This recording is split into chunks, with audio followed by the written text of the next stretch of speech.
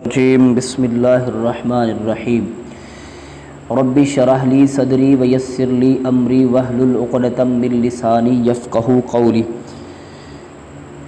السلام علیکم ورحمۃ اللہ وبرکاتہ۔ پیارے طلباء، آج انشاءاللہ الرحمن باب نمبر 6 اسلامیات لازمی 9th کلاس، اس کا سب سے پہلا حصہ جو ہم نے پڑھا، جس میں اہل بیت اطہار میں سے سب سے پہلی شخصیت حضرت امام زین العابدین رحمۃ اللہ علیہ کا ذکر جو ہم سبق میں پڑھ چکے ہیں، سبق کو اچھی طرح ریڈ کر چکے ہیں، مشق رہ گئی تھی، اس لیے اب مشق کو انشاءاللہ آپ کے سامنے میں اس کے کویسچن شارٹ اور لانگ سارے انشاءاللہ کرواؤں گا۔ آپ بھی اپنی بکس نکال لیں اور ساتھ ساتھ نشانات لگا لیں تاکہ بعد میں اچھے طریقے سے آپ یاد کر لیں۔ سبق کو ریڈ کرنا، سبق کی مشق کو اچھی طرح سمجھنا، یہ آپ کے لیے بہت زیادہ ضروری ہے، لہذا کوشش کریں کہ جس طرح میں سبق پڑھا رہا ہوں ساتھ ساتھ آپ اپنی بک جو ہے وہ نکالیں اور اس کے ساتھ پڑھیں۔ تو چلیں شروع کرتے ہیں۔ سب سے پہلا سوال ہے، درست جواب کا انتخاب کریں۔ زین العابدین کا معنی ہے، کیا معنی ہے جی؟ ہم نے سبق میں پڑھا تھا عبادت گزاروں کی زینت، عبادت کرنے والوں کی زینت۔ آگے چلتے ہیں جی، دوسرا سوال ہے، واقعہ کربلا کے وقت سیدنا زین العابدین رحمۃ اللہ علیہ کی عمر کتنی تھی؟ یاد ہے جی آپ کو کوئی؟ واقعہ کربلا کے وقت عمر کتنی تھی؟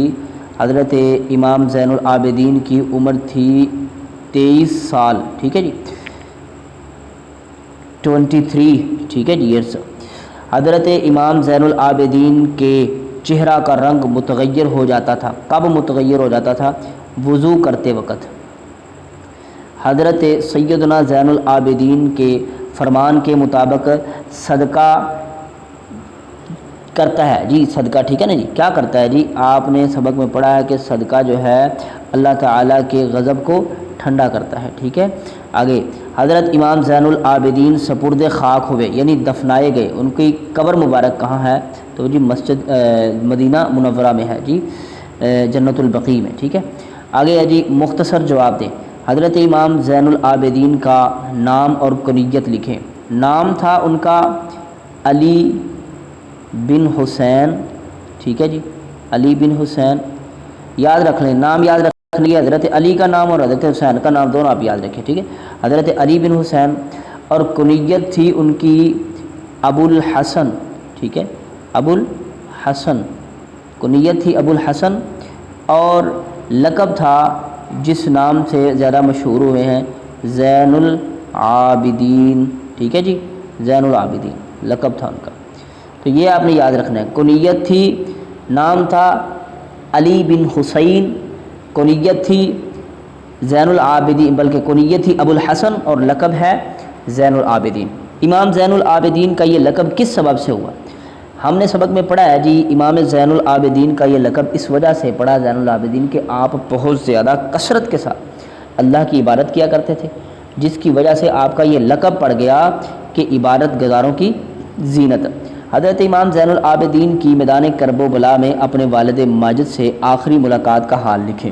چلیں جی، اس سبق کو ہم جو ہے نا، اس سوال کا جواب جو ہم سبق سے ڈھونڈتے ہیں، ٹھیک ہے، لہذا آپ بھی جو ہے نا اس کے نشانات لگا لیں۔ یہ یہاں سے واقعہ کربلا میں کردار، ٹھیک ہے جی، یہاں سے آپ نے اس کو لینا ہے، واقعہ کربلا میں کردار، اور یہ جو ہے نا کہ آپ کا آخری وقت ملاقات جو ہوئی تھی اس کے بارے میں کہاں گیا جی؟